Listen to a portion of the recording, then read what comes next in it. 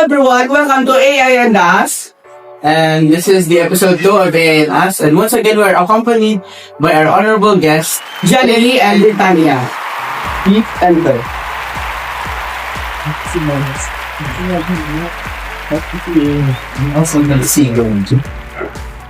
So today our topic is about AI tools. Last time our topic is about AI specifically. So AI tools. So what are your definition? How do you define AI tools? Thinking that AI tools are artificial intelligence that helps humans do tasks like tasks. So I think AI or artificial intelligence, they are the Oh, do you have an answer, Randy? AI or artificial intelligence is a tools that makes our life easier and it gives us the advantage and makes the future better. So, what are the AI that you consider as AI tools? Something like ChatGPT. There's also a AI tool in Google and also Chrome. So, what are the AI on Google? Like voice, voice mod. Yeah, voice mod. How about on ChatGPT itself is an AI tool or there's a specific one? Yes, ChatGPT is also AI tools itself. So now, what are the other AI tools that you use in academics or in just everyday life? When it comes in editing or doing some projects design, I use Canva. So what are the AI? What are the implemented AI in Canva? Like resizing some size or pictures. Also the effects and colorings or highlightings. How about what are the AI tools that you use on just your daily life, like not related on your homework or other, just normal? When I have some deeper thoughts, I use ChatGPT. Do you only use ChatGPT? No, I use some AI tools like Gemini or Meta AI also. Which of the three do you think is better? They both better, but when it comes to accuracy, I think ChatGPT. That's right. How about you, Britannia? I also use the ChatGPT and just like The trios. So, for you, which of the three is the best? I think the best is the ChatGPT because it's gives more like a accurate or much more answers. So, Jamie mentioned he used Canva for studying and put it etc. Now, how about you, Britannia? What kind of tools do you use? For what? For just everyday life or for school or anything? ChatGPT because if I want to ask something like what to do what to do or what is it, I would always ask ChatGPT because it's the most popular and most To have any tricks or a specific prompt na i-use for ChatGPT? Something like Or just what you usually say to ChatGPT? something like solving source, because I also love math, so that's why when it comes to summarizing some questions or on YouTube that I practically I don't understand, I use ChatGPT to summarize what are summarization or like methods and some formulas. What is the question? So the question is, what are the specific prompt or how do you use ChatGPT specifically? So I also use it to solve just like John said. And so to know the things that I still don't know about, like asking it it's what is this or what is that, because it's almost as accurate as. So how do you specifically use it? Like what are the words that you say to? Then do you have a pattern or a specific prompt that is ready or something? um,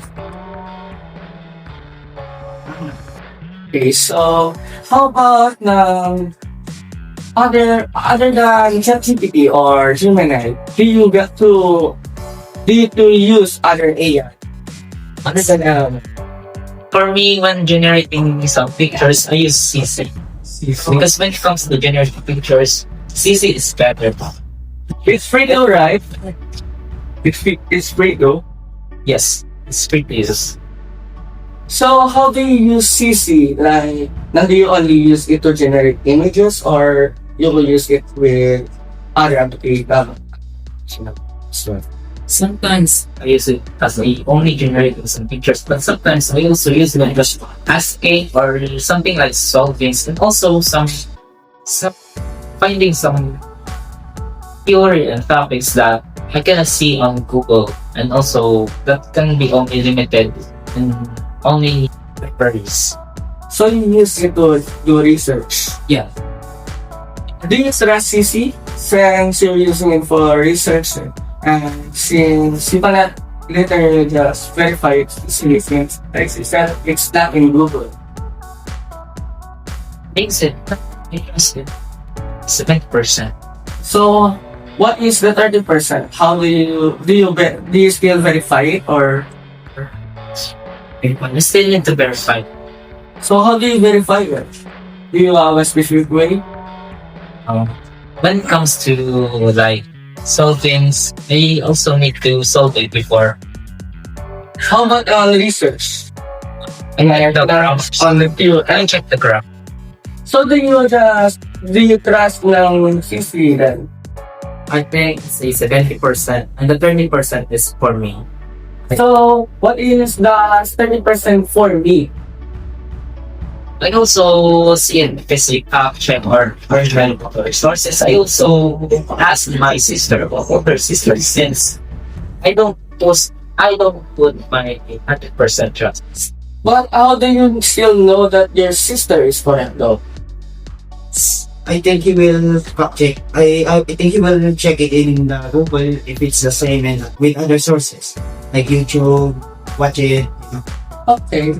But there are some research paper that is locked up with a paywall. So if the AI use that, it actually showed the name sometimes, but the content is different sometimes. So how do you still fact check it, or will you still use the specifically the check if it's right since it's on a paywall? I think I need to compare some viewers or some other words that I need to check. I also need to research on Google Scholars, and also I need to compare if they are relatable or not. How about you, Britannia, since you have something to say while she is talking? That's also what I mean. Like for me it's to also check with the author other works and some things check. For me it's also to check the author's other works if it's true or if it's the same, or to check if it's actually true in other sources. So anyways, how do you guys use AI tools to save time and productivity? For me, it's I use it to search for books or other things that I need to search that are hard to find. How about you, Jenny? I use AI tools for doing some homeworks also. When it comes to assignments, I use AI to know what the problem is.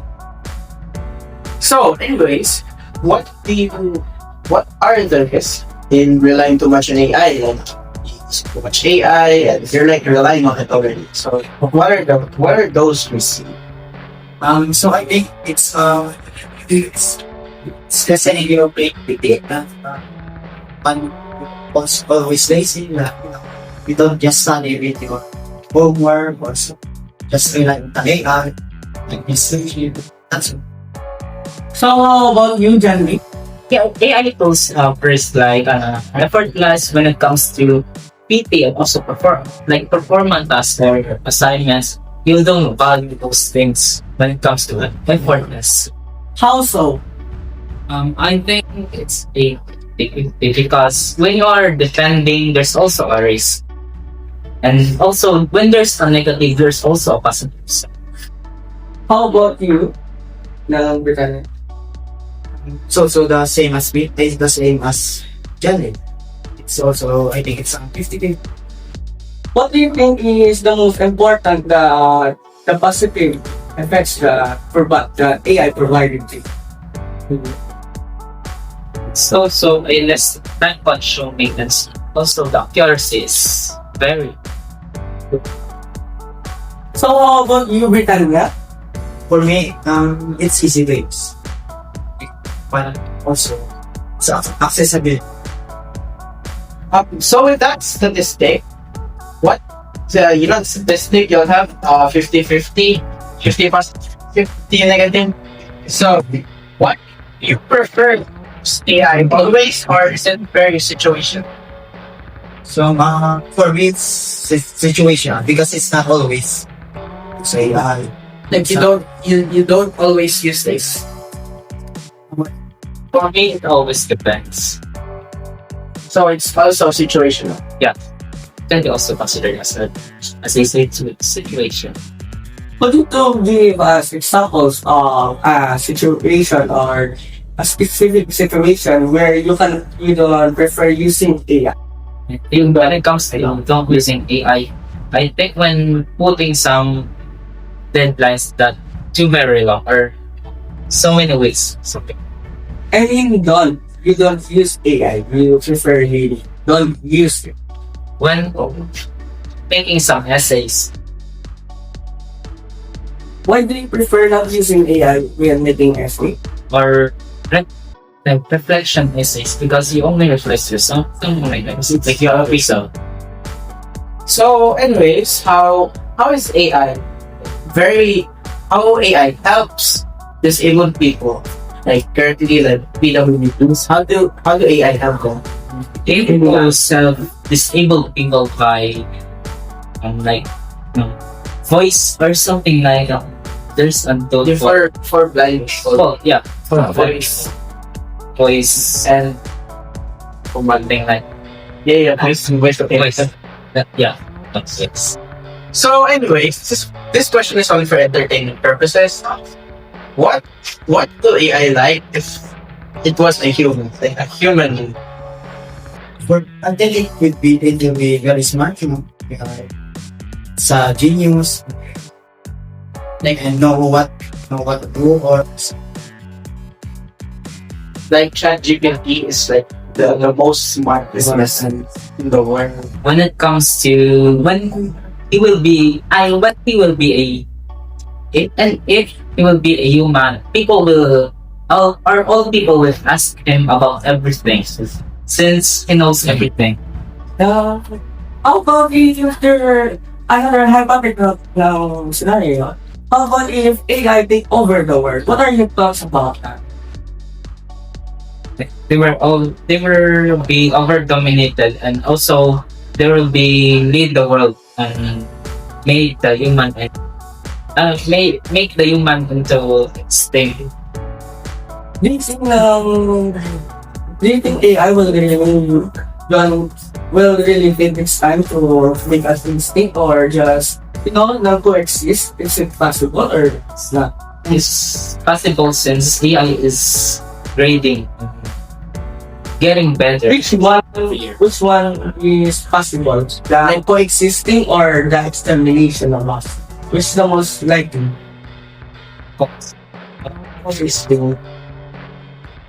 Why do you think now anyone choose to coexist with us since we are technically lesser beings? I think because we're the one that's So like I respect that. So, anyways, how do you think these AI developers train their AI to become smarter or more perfect? What do you think? they use try and error. Like AI trying to find this source, and then if it's wrong, and then go on fish. Yes. Diba? For me, they use codes. Also, when it comes to AI, they also use codes. So they construct more information via code. So, anyways, before we continue to the next question, right now we're gonna have an ad break. We'll be back.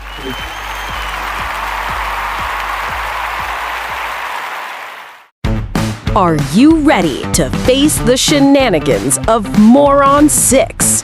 Catch Charles and his friends as they embark on their new journey as high school students. Who could be the girl he's crushing on? Find out at Moron 6, coming on October 2025.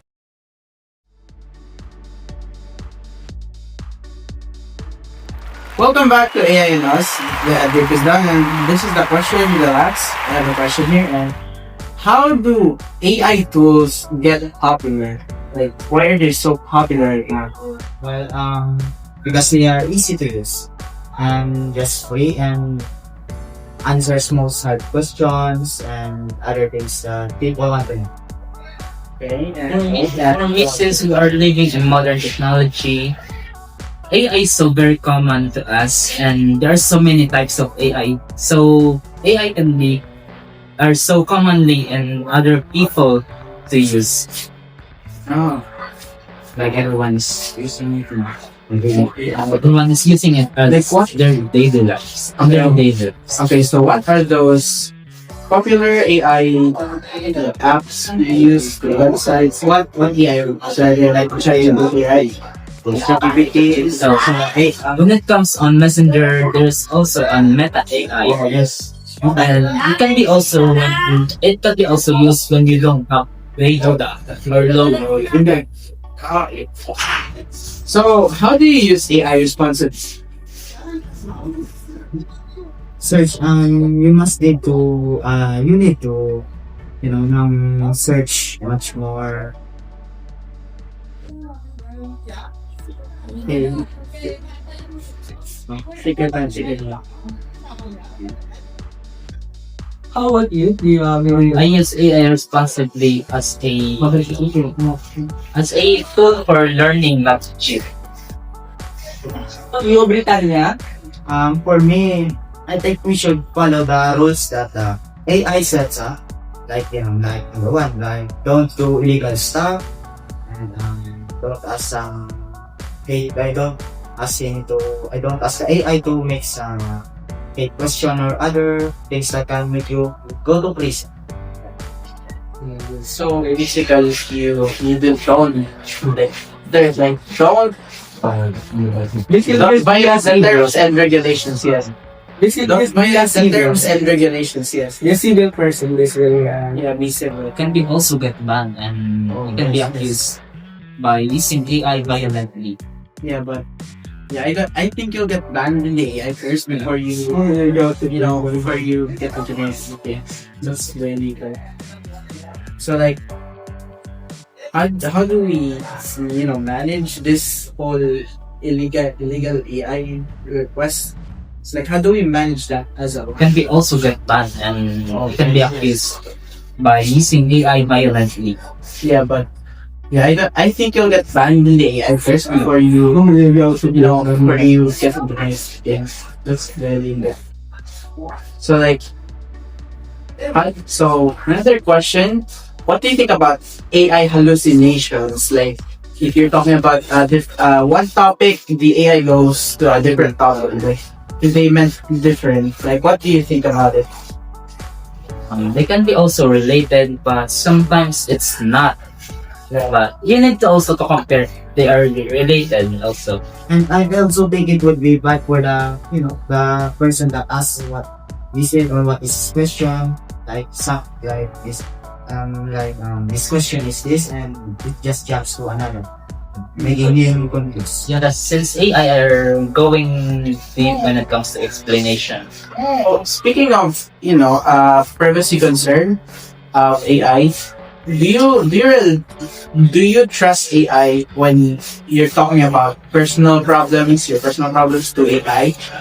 Well, it depends. Sometimes when my problems are too personal, and Like you can handle it as two person. it depends on the question and all that. Okay. What about you? What is the question again? Like, do you trust AI when it comes to asking AI about your personal problems? I think it's not since it's my problem. I will be the one who will solve it. Okay. Yeah. So, regarding this whole privacy thing, about AI, do you think AI is collecting, your personal problems, like everything you say to the AI, and the data that the AI that's collected? Do you think, it be shared anywhere? Since AI is learning itself also, when we are asking, they will also gain some learnings. And we also gaining some learnings also. We are just trading. So do you think it's okay for AI to collect those information? Since you are asking. Even though if it's personal or sensitive information? I think I should allow it. I think I should allow it. How about you, Britannia? And for me, I would also allow it. But would you give a limit on the information that will allow for an AI to know about you, or just give everything that information free for it? Of course, there's a limit, because it's not always you. We have our privacy and things that we worry about. For me, it's a yes also, but not for me also. It depends on everyone. Could they allow it? Could you elaborate on just for you? When it comes for me, I should allow it since we are asking they are also free. Since they are giving also free datas. Basically, making AI your own therapist. Yeah. Free therapist. So now, how about AI being so optimized of you? Basically, know everything about you, since, as we said, it's okay. Now, since those information are also being sold off to other companies and others, is it okay for them to sell it or not? Wait, they sell them all? Yes, they sell them. That's how advertisement is being made. They are being put to an algorithm specifically for your preference using those information that you have provided. Can you please repeat the question again? Is it okay for you to those AI companies nang sell those information to other companies? I think it's also a yes. Since it's a modern technology, it's common to steal some information to others. But don't, like, they make it anonymous where they get the information from. I think they need to make it anonymous. Yeah, that's what I say. Or it will be safe and to be, So it's another some time. new information also. Yeah. So they won't know that came from you to be at what. So now you are not scared of your data na being shared around them. Yeah. well, they don't know it's you. Now They could be anyone. actually they know it's you. That's how algorithm works. They're specifically profiling you. I think if I find out that it was my information, I will be proud since they are representing my ideas also. So you are not scared of people knowing what you No. done. since they are learning about my information that I that I've said also in those months. But don't you think is now your thinking is being naive since this information could also be used in batteries. Like it can also be sold up to criminals and others up to impersonate you. I think it depends when how they will use it also. They use it How that they they will benefit it. No, like they use it illegally. they use it illegally and illegally. They both use it. Now they sell it legally, but some people use it illegally, and most people that are doing it actually use it illegally, not legally. But it's only illegal since they pay, but it's illegal how they use that information. Well, I think we really can't do anything about that because we also don't know who they are. We can't report them to the police and other Actually, things. you can. There are services that you can pay to request those information to be removed on their database. Like I think Nova or something. Like it's a VPN services and something things. But it's basically services is to remove you from those information. I don't think they can be removed. Yes, That's the digital footprint. yeah, that's the thing. That's the thing. It cannot be permanently removed. That's why it's a rat and mouse situation where the company will keep saying to the company to hide your information or delete your information. Yeah, but if they delete it, it will still remain in the Yeah, so basically all they can do is just temporarily hide you, and that's what I'm asking. Is it okay for them to let those information to basically stay on the internet, if considering that people can use it illegally or impersonate them or even put them on harm? Oh yeah, I get it. So what do you think about now, since I think you don't know about that? Now, do you about the things that I have said? Do you know about that, or I think you should repeat again since like now the companies sell off your information legally and illegally and can be used illegally and can harm you? Are you still okay with it, even considering those situations? I think it's not. Since it's my information, it's also my rights. It depends when they're using it. But then you have to pay to remove. You have to pay to remove on what you said. But then what you give was like free. So you give it. And it's not being permanently removed, it's just temporarily, since other people will still sell it off. I think they should. There's a way. I think they should be persuade me. What do you mean by persuade I me? think they meant by asking him first if it's okay to, Actually, they do. They let you know that they will sell it off your information. It's on the terms and services, but of course we don't actually read it. And also, how they word it is so too broad or it's too technical that there are people who don't really care or understand it. So that's how they are legally sell it. And but the people that buy it mostly are illegal. They use it on illegal ways. Yeah, you could use AI to read the terms and services for yourself. Like you have to summarize it for AI, and you can read the terms and services. So, example, you to shorten it so that Yes. you can read it much more. Yeah, so you don't need to scroll and find some terminal words,